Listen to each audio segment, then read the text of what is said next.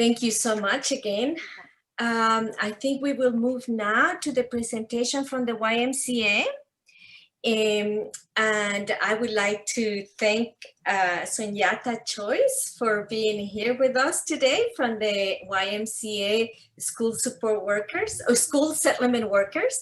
And so I'm going to pass the floor, the mic to Sunyata. Thank you so much. And you also need to share your screen, right? So I'm going to start with the introduction first a bit, and then I'll share my screen after. Yeah, well, thank you very much for having us. Originally, it was supposed to be our manager for school settlement with the YWCA, but she's sick, so I'm filling in for her today.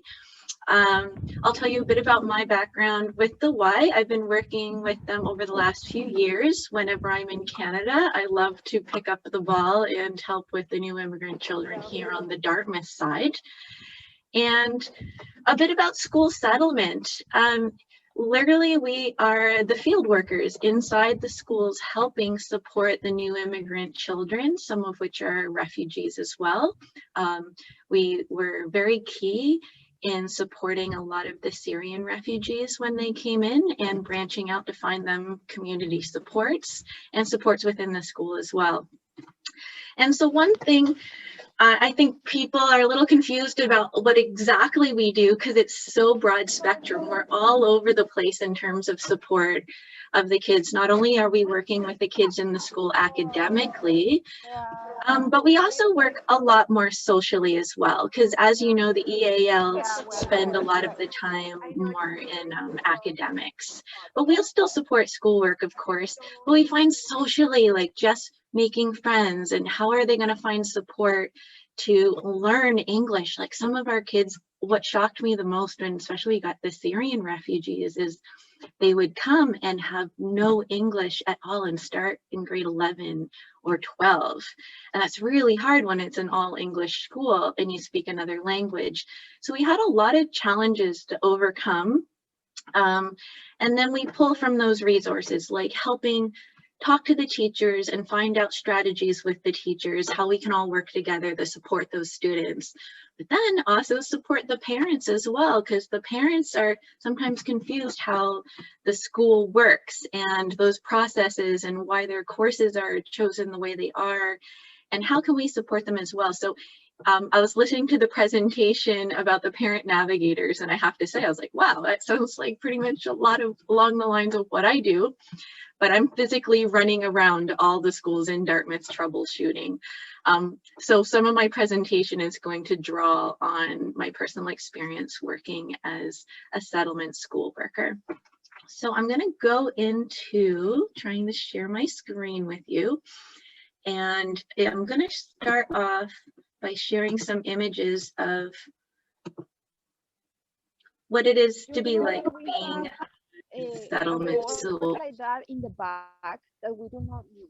Oh, right? Yes, there's another voice coming over, and I'm not sure if it's a question or if it's just the microphone that's left on. Maybe somebody can turn their microphone off. It's exactly like that. Okay, thank you. Very heavy. Very heavy. Oh gosh. I think it's somebody's microphone off. I'm not sure if it's able to turn it off, but I'll just keep going with the presentation. So one of the things I love most about the job is becoming, making a safe space for the new immigrant children to come and feel heard and also do some fun outreach activities. So I use a lot of art therapy in my work and a safe space for lunch. And so we've had some really fun girls groups that come discover about leadership and who you are. What do you want your life to be like in Canada? How can you be your best self? And so we do a lot of self-esteem work and this sort of thing. Also volunteer work, just being active in the community. So a lot of my presentation obviously is also talking about pre-COVID. So we are able to do a lot more pre-COVID than we are now, even though a lot of the supports are still in place. So here you can also see one of our groups. I'd have guest speakers in and they'd speak about, either their career and how they got there, steps to build your resumes, build your portfolios, to help them get scholarships, to help them move forward. Always the grade 12s always need much of help with these things. And then there's the more fun things. Like I remember my first year of work, we had a lot of newcomers arrive and they never saw snow before. So I remember they arrived in the snow in the morning, and then by lunchtime, it was really coming down and everyone's looking outside the window like, ooh, and I was like, why don't we go out and play in it? And they're like, what, Miss Sunyata? Like, no. And I was like, they're just so excited. I was like, let's get our jackets and I'm gonna shut the classroom down and we're gonna go outside. And it's one of the memories they bring up over and over about this day that we just ran out of the school playing in the snow. So for me, that is like one of my moments that I do this job. And just these new experience also, like since I work broad spectrum in Dartmouth, I'm working with elementary, junior high, and high school, which are all at different arrays of issues and problems and complexities, but also like really fun moments that can happen as well. And you have to be, as a settlement worker, constantly juggling the balls and changing things up and finding out what works for one school and not for others, and what works for one group of kids but maybe not for others. So this is a little outing we did.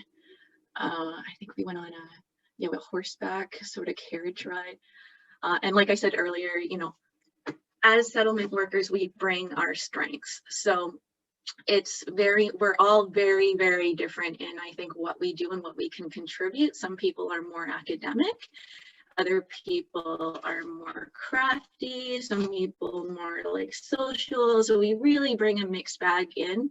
So one of the things I love to do is art therapy, which I brought up earlier as well. And now the screen has stopped working, which is unfortunate. I might have to stop screen here, but one of the things I was going to say is, so we'll come together as a group and then we will do something that might look a little crafty, but it's also a safe space.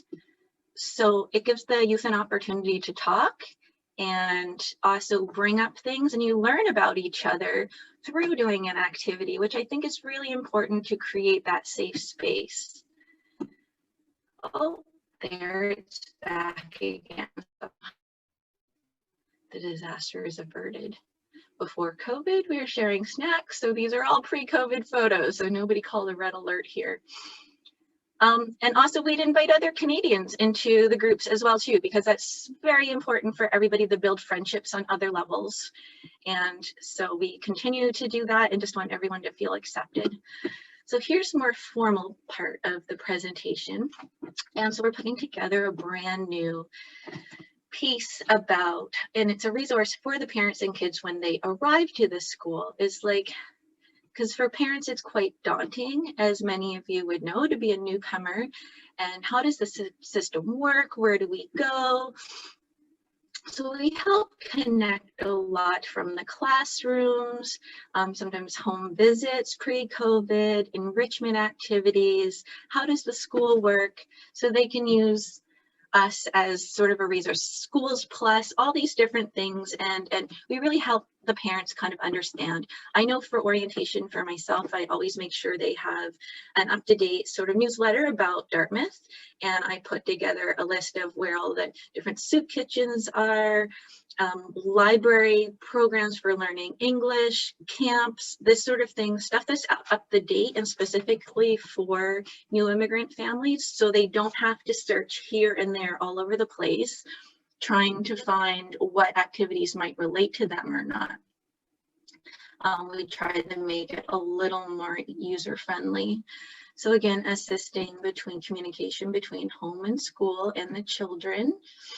Helping with homework, absolutely. Since we're in the school every day, we help them with assignments. Sometimes they won't understand questions. We help kind of bring that, some clarity to that, be a liaison between the student and the teacher, that ask the teacher maybe they need to adapt the assignment for that student for comprehension, not understanding language difficulties. And also, I love working with the ELA, because we can be a really good team to kind of like social and academic and come up with what's best for that student and their learning needs. in terms of language supports for school settlement, our team is, there's about 30 of us. It's multilingual, so many different languages. So sometimes we just get another member of our team that could help with different translations, for Arabic or Mandarin or whatever the needs are there. We kind of reach out to each other to use each other's strengths. So connecting you with community and programs.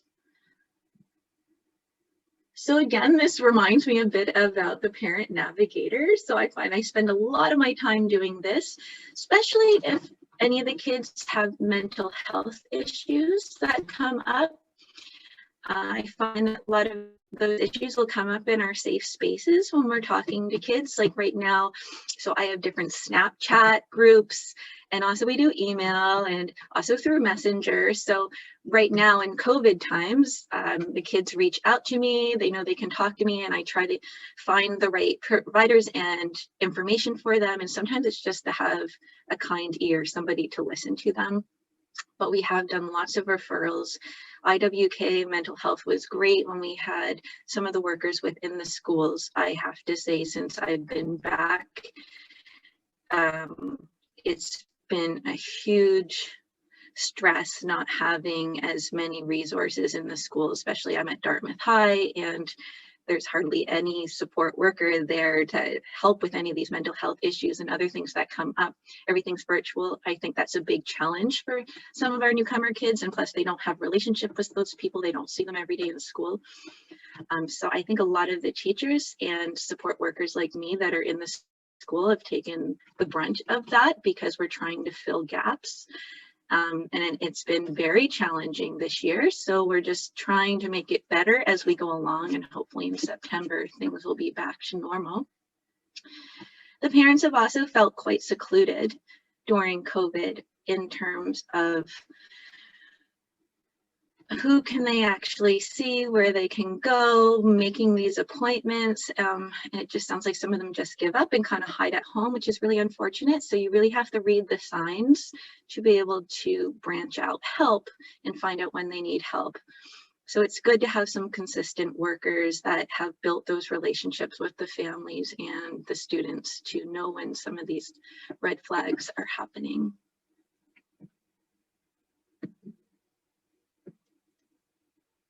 This is one of my favorite things, is getting the kids involved in volunteer activities and community engagement.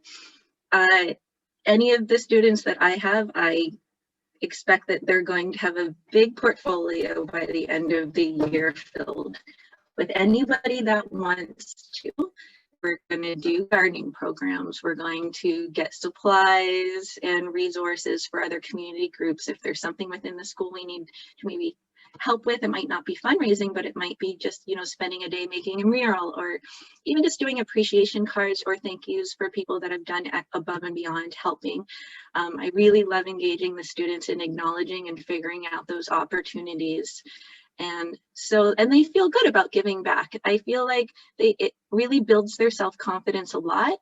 And we sit down mid-year and we start writing it all out in their resume and make sure that, it builds their credibility. So when they're applying for scholarships and anything along those lines to get into university even, or to get a job, that those things are acknowledged and they're put in there, and they can use like Y workers as a reference. So again, I mentioned about finding about school programs and camps and recreation when we know what the kids are interested in, maybe what they need, if they're feeling shy or if they need an outlet, if they like sports, what are those things and how can we help them enroll in those? So creating opportunities, it's great to just sit and listen to the youth. Specifically to be like, what do you want to make for this year? Like, how do you want to feel more part of your school and your community? How can we maybe create those opportunities ourselves if they don't already exist? And the part about making friends, I'll use an example about us working in South Academy this year, and we had a little girl and boy from China arrive. And luckily the school let us know that they arrived, because sometimes we don't know that a new student arrives unless somebody tells us. So sometimes they can fall through the cracks for a bit, which is really unfortunate. But with this family, like, we knew about them right away, which is fantastic. So then we were able to make these little groups just so they could learn to like, where are some new friends and what's going on, and make them understand their school and community a little bit more. When they're on the play yard, they already knew some of the little kids from our little groups that we put together, that they knew them as a safe person to play with, and were excited to meet new people. And even though that sounds like quite a small thing, I think as a young child, that's so important. It's one of those milestones when it's your first week of first week of school, and you have hardly any English at all, that you have your first little friend. So I think just being a settlement school worker and providing those opportunities are also huge for self-esteem and feeling part of your new community and country. And a lot of our settlement workers work in evolving multicultural clubs and events, and just putting on big productions. And it's a shame we weren't able to do as much of these things the last year or so, but the kids just really come out and show full color, you know, like appreciation for their culture, and they want to share it, and they're proud of it. We'd have lots of potlucks, which is also my favorite. But yeah, that kind of died. So we're all hoping when this comes back, you know, a lot of these programs will be revived again. So I hope during this presentation you learned why school settlement is vital within the schools. I think it's a huge resource for the children, and the fact that, you know, we're able to make some of those connections that I think they wouldn't have otherwise, or that safe space to come together and talk about their issues, that we could navigate them to healthcare workers, and also help their families, like with supports for like food support or mental health, anything that kind of comes up, even enrolling them in summer camp. These are all significant roles, and applying for university and being that liaison between teacher and student, I think plays a pivotal role for all of us and them. And this was one of our lunch hours. We went down to the Dartmouth waterfront. And I'd just like to thank you all for listening to the presentation. If you have any questions, I'm all ears. You can also write in the chat box as well. And yeah, it was very nice to be here today.